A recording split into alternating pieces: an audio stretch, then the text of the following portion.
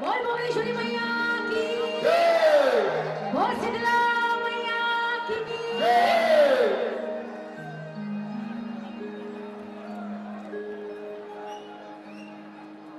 जगमगा जगमगा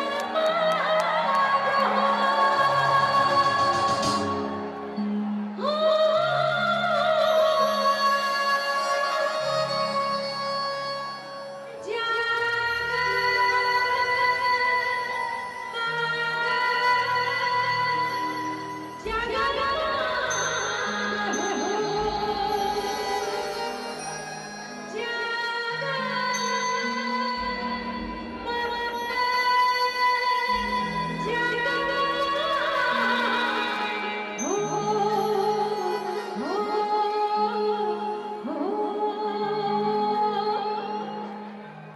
चैत्र नवरात्र के शुभारंभ होने वाला है और चैत्र नवरात्र के शुभ आरंभ के पहले हम घट स्थापना कर ज्योति कलश की स्थापना करते हैं।